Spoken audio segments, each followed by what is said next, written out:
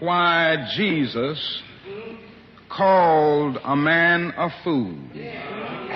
I want to share with you a dramatic little story from the Gospel as recorded by St. Luke. It is the story of a man who, by all standards of measurement, would be considered a highly successful man. And yet Jesus called him a fool. If you will read that parable, you will discover that the central character in the drama is a certain rich man.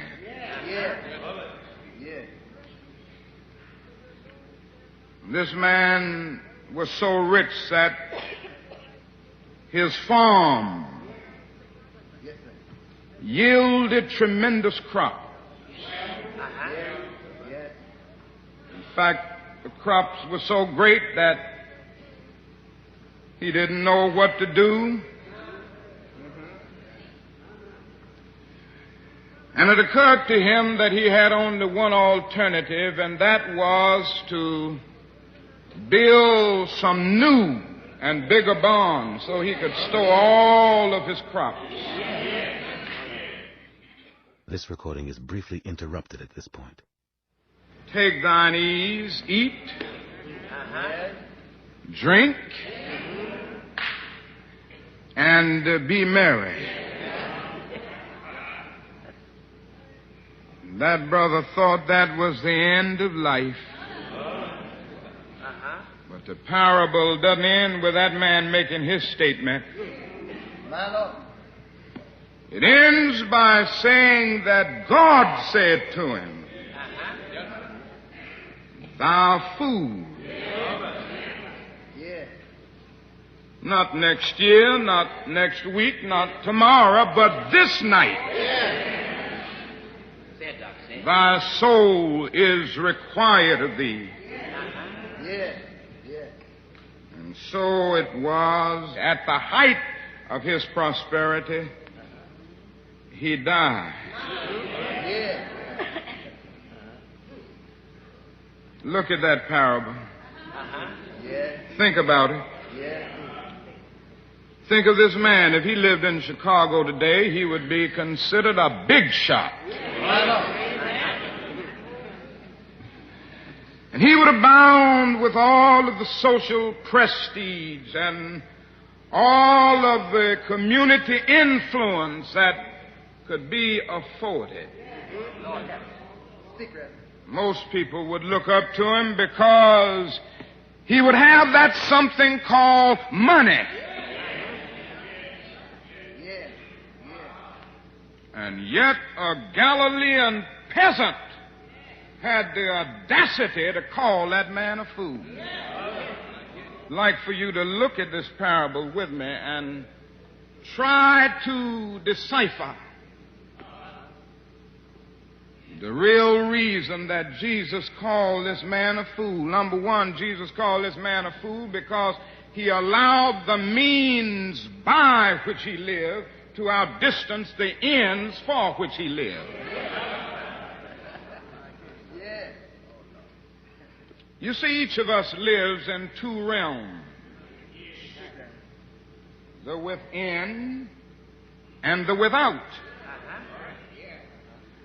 Now, the within of our lives is that realm of spiritual ends expressed in art, literature, religion, and morality.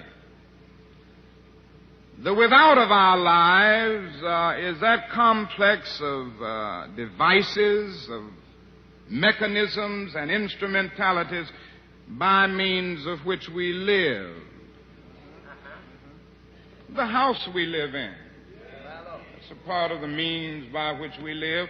The car we drive, the clothes we wear, the money that we are able to accumulate. In short, the physical stuff that's necessary for us to exist. Now, the problem is that we must always keep a line of demarcation between the two. This man was a fool because he didn't do that. He didn't make contributions to civil rights. He looked at suffering humanity and wasn't concerned about it. He probably gave his wife mink coats and convertible automobiles, but he didn't give her what she needed most, love and affection.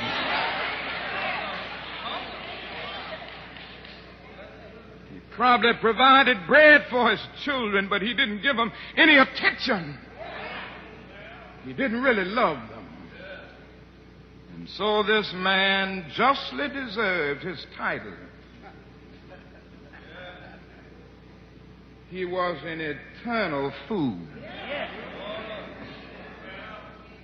He allowed the means by which he lived to outdistance the ends for which he lived.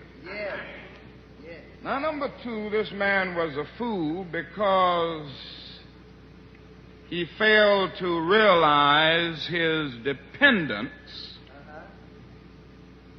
on others. Now, if you read that parable in the book of Luke, you will discover that this man utters about 60 words.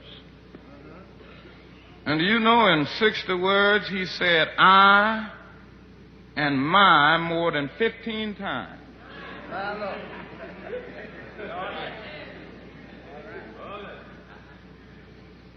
This man was a fool because he said I and my so much until he lost the capacity to say we and our.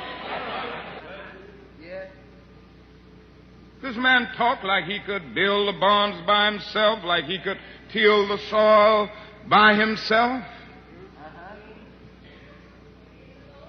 He failed to realize that wealth is always a result of the commonwealth. No, my friends, I don't want you to forget it. No matter where you are today, somebody helped you to get there. In a larger sense, we've got to see this in our world today. Our white brothers must see this. They haven't seen it up to now. The great problem facing our nation today in the area of race is that it is the black man who to a large extent produced the wealth of this nation. And the nation doesn't have sense enough to share its wealth and its power with the very people who made it so. I know what I'm talking about this morning. The black man made America wealthy. That's why I tell you right now, I'm not going anywhere. They can talk, these groups, some people talking about a separate state. Go back to Africa. I love Africa. It's our ancestral home. I don't know about you. My grandfather and my great-grandfather did too much to build this nation for me to be talking about getting away from it.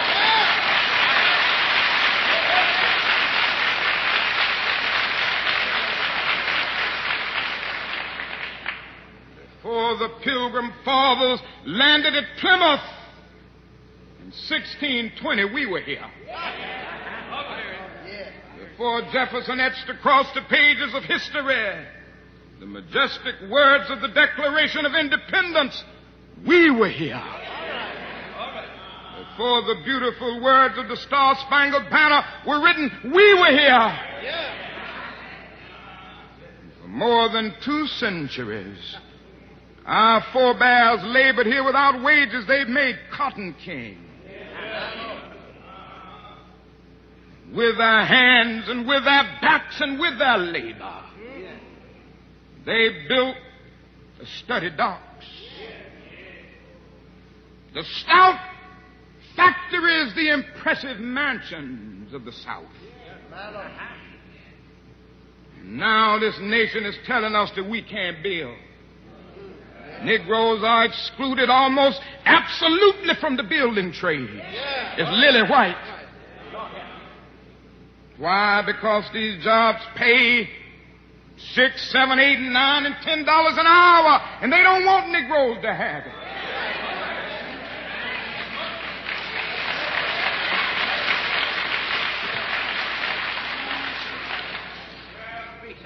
And I fear that if some doesn't happen soon, and something massive, the same indictment will come to America. Buy food. That man said he didn't know what to do with his goods. He had so many. Oh, I wish I could have advised him. A lot of places to go, and there were a lot of things that could be done. There were hungry stomachs that needed to be filled. There were empty pockets that needed access to money. America today, my friends, is also rich in goods. We have our bonds, and every day our rich nation is building new and larger and greater bonds.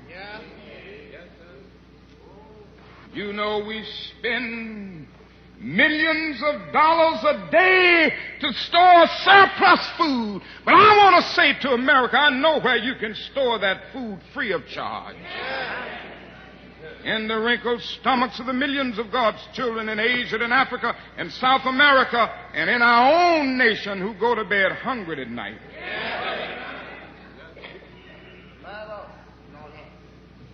A lot of fools around because they fail to realize their dependence on others. Finally, this man was a fool because he failed to realize his dependence on God. Do you know that man talked like he regulated the seasons? That man talked like he gave the rain to grapple with the fertility of the soil. That man talked like he provided the dew. He was a fool because he ended up acting like he was the creator instead of a creature. This man-centered foolishness is still alive today. You know, a lot of people are forgetting God. People just get involved in other things. But I tell you this morning, my friends, there's no way to get rid of him. One day, you're going to need him. The problems of life will begin to overwhelm you. Disappointments will begin to beat upon the door of your life like a tidal wave. And if you don't have a deep and patient faith, you aren't going to be able to make it. I know this from my own experience. I grew up in the church. I'm the son of a preacher. I'm the great-grandson of a preacher. And the great-great-grandson of a preacher. My father is a preacher. My grandfather was a preacher. My great-grandfather was a preacher. My only brother is a preacher. My daddy's brother is a preacher. So I didn't have much choice, I guess.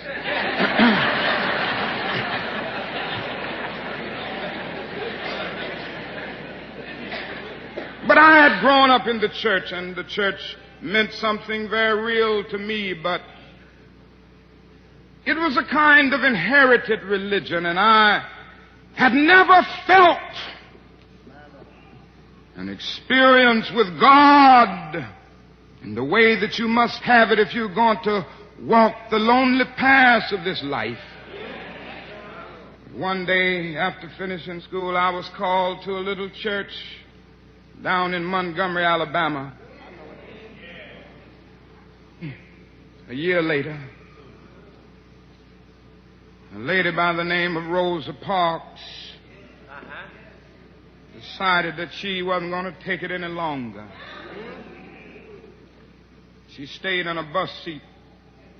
You may not remember it because it's way back now, several years, but it was the beginning of a movement where 50,000 black men and women refused absolutely to ride the city buses, and we walked together for 381 days. Yes, sir.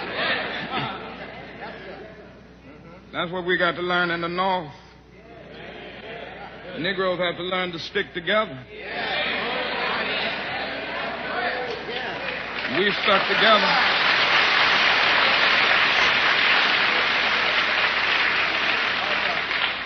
We sent out the call. No Negro rode the buses. It was one of the most amazing things I've ever seen in my life. The people of Montgomery asked me to serve as the spokesman. And as the president of the new organization, the Montgomery Improvement Association, that came into being to lead the boycott, I couldn't say no. And then we started our struggle together. Things were going well for the first few days, but then about 10 or 15 days later, after the white people in Montgomery knew that we meant business, they started doing some nasty things.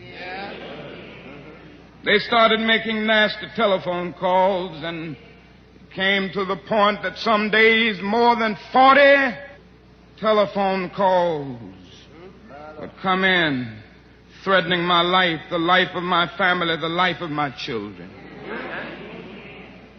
I took it for a while in a strong manner, but I never will forget one night very late. It was around midnight. And you can have some strange experiences at midnight. The telephone started ringing, and I picked it up. On the other end was an ugly voice. That voice said to me in substance, "Nigger, we are tired of you and your mess."